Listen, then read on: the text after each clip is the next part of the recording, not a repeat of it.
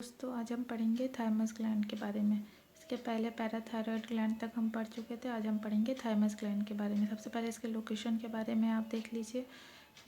इसका लोकेशन कहाँ है। यहाँ पे मैंने लिखा between lungs behind sternum on the ventral side of aorta.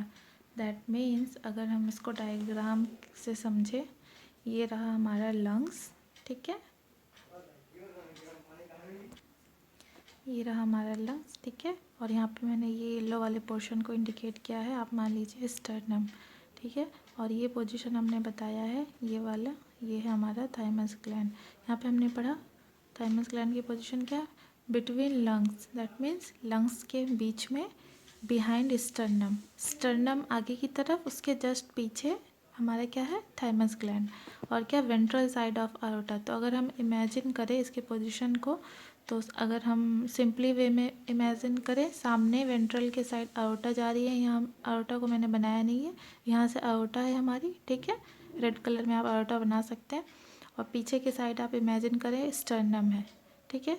और जस्ट उसके बीच में अगर हम बात करें तो ये हमारा लंग्स, थाइमस ग्लैंड प्रेजेंट है, जिसकी पोजीशन अगर हम साइड से देखें तो ये लंग्स के बीच में है।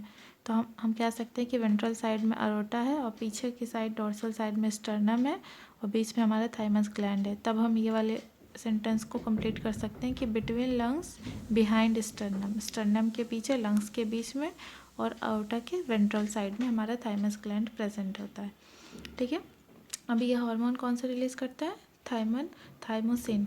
ये बहुत ही सिंपल टॉपिक है थाइमस ग्लैंड, इसमें ज़्यादा कुछ है नहीं। आप इसके फंक्शन के बारे में, थाइमोसिन के फंक्शन के बारे में देख लीजिए। ये बेसिकली ये इम्यूनिटी प्रोवाइड करता है हमारे बॉडी में।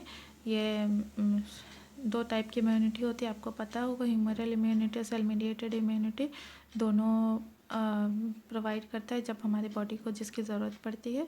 अब इम्यूनिटी के बारे में अगर आप डिटेल में जानना चाहते हैं तो मैं आप कमेंट सेक्शन में मुझे बता सकते हैं, तो मैं अब आने वाले दिनों में मैं इस टॉपिक पे डिटेल में लेक्चर अपलोड करूँगी। फ़िलहाल इस ग्लैंड में इतना ही रहने देती हूँ। आगे हम देखते हैं नेक्स्ट ग्लैंड। नेक्स्ट ग्लैंड हमारा क्या है, एड्रिनल ग्लैंड। इसकी पोजीशन बहुत ही सिंपल है, ये हमारा किडनी है, किडनी के एंटीरियर पार्ट पे एड्रिनल ग्लैंड प्रेजेंट होता है। अब एड्रिनल ग्लैंड के सेक्शन को अगर हम कट करें तो हमें मिलेगा क्या, दो लेयर बेसिकली इसके होते हैं, दो पार्ट्स होते हैं, आप कह सकते हैं। एक है कॉर्टेक्स, ये वाला पार्ट हमारा हो गया कॉर्टेक्स, और ये वाला पार्ट हमारा हो गया मेडुला, ठीक है। कॉर्टेक्स में कितनी लेयर्स प्रेजेंट होती हैं, 3 लेयर्स। कौन कौन से होते हैं और इनका फंक्शन क्या होता है, या कौन कौन से हार्मोन रिलीज़ करते हैं, आप देख लीजिए। ये जोना ग्लोमेरुलोसा जो कि आउटर लेयर है कॉर्टेक्स का, ठीक है। जोना फेसिकुलेटा जो कि मिडिल लेयर है कॉर्टेक्स का, एंड जोना रेटिकुलरिस जो कि इनर लेयर है कॉर्टेक्स का, ठीक है। अभी कौन सा हार्मोन रिलीज़ करता है, मिनरलोकॉर्टिकॉइड्स। ये एक ब्रॉड टर्म है, इसके अंदर मिनरलोकॉर्टिकॉइड्स के अंदर बहुत सारे हार्मोन्स हैं। सबसे अगर हम एग्जांपल की बात करें, सबसे कॉमन है एल्डोस्टेरोन, ठीक है। ग्लूकोकॉर्टिकॉइड्स के अंदर कौन से हार्मोन्स आएंगे, कॉर्टिसोल। और जोना रेटिकुलरिस के अंदर कौन कौन से हार्मोन्स आएंगे, एंड्रोजन। ये बेसिकली सिक्रेट करता है गोनेडोकॉर्टिकोकॉइड्स। अब इसके अंदर कौन कौन से हार्मोन, स्टेरॉयड हार्मोन है, इसके अंदर कौन कौन से हार्मोन आएंगे, एंड्रोजन, एस्ट्रोजन, प्रोजेस्टेरोन। इसके अलावा भी बहुत सारे हार्मोन्स हैं, मैंने सिर्फ यहाँ पे इंपॉर्टेंट एग्जांपल्स लिया। अब इनके फंक्शन के बारे में आप पढ़ लीजिए, मिनरलोकॉर्टिकॉइड्स के क्या क्या फंक्शन होते हैं, यहाँ पे मैंने लिख दिया है। बहुत ही सिंपल फंक्शन है, इसमें ज़्यादा कुछ आपको देखना नहीं है। कॉर्टिसोल के फंक्शन के बारे में भी मैंने यहाँ पे लिख दिया, और स्टेरॉयड हार्मोन के फंक्शन के बारे में भी मैंने यहाँ पे लिख दिया है। बहुत सिंपल फंक्शन है, आपको इसमें ज़्यादा कुछ समझने की ज़रूरत नहीं है। इसमें इम्पॉर्टेंट ये है कि कॉर्टेक्स के कौन कौन से लेयर हैं, आउटर लेयर कौन सी है, इनर लेयर कौन सी है, मिडल कौन सी है, और वो कौन कौन से हार्मोन रिलीज़ करते हैं।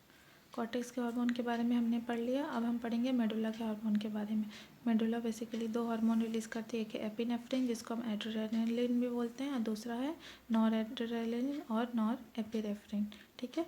इन दोनों को कलेक्टिवली हम क्या कहते हैं, इमरजेंसी हार्मोन या हार्मोन ऑफ फ्लाइट भी बोलते हैं, या कैटेकोलामाइन भी बोलते हैं, ठीक है। जब हमारी बॉडी में इमरजेंसी सिचुएशन अराइज होती है तब इस हार्मोन का यूज़ होता है, इसलिए हम इसको इमरजेंसी हार्मोन बोलते हैं। और दोनों क्या है, दोनों एपिनेफ्रिन और नॉर एपिनेफ्रिन दोनों वैसोकंस्ट्रिक्टर है, दैट मीन्स ब्लड वेसल्स को ये कंस्ट्रिक्ट कर देते हैं, ठीक है। ये कंस्ट्रक्ट कर देता है किसको, एफरेंट आर्टेरियल को, कंस्ट्रक्ट एफरेंट आर्टेरियल, जिसकी वजह से क्या होता है, बीपी इंक्रीज हो जाता है। ठीक है, और भी इसके बहुत सारे फंक्शन है, यहाँ हमने लिख दिया है। और एक इम्पॉर्टेंट फंक्शन ये है कि ये ग्लाइकोजन का ब्रेक डाउन करता है और ब्लड में ग्लूकोज लेवल को बढ़ा देता है जब हमारे बॉडी को एनर्जी की ज़रूरत पड़ती है। ठीक है, अब इससे रिलेटेड डिसऑर्डर्स है, ये हमने लिख दिया, भी बहुत सिंपल से आप देख लीजिए। सबसे पहला डिसऑर्डर है क्रसिंग सिंड्रोम। इसके केस में क्या होता है, ये बेसिकली पाया जाता है कॉर्टेक्स वाली लेयर में, जिसमें क्या होता है कॉर्टिसोल का लेवल बहुत ज़्यादा हो जाता है, जिससे ब्लड शुगर लेवल बहुत इंक्रीज़ हो जाता है। ठीक है, ये है एल्डोस्टेरोनिज्म, इसको हम कौन सिंड्रोम भी बोलते हैं।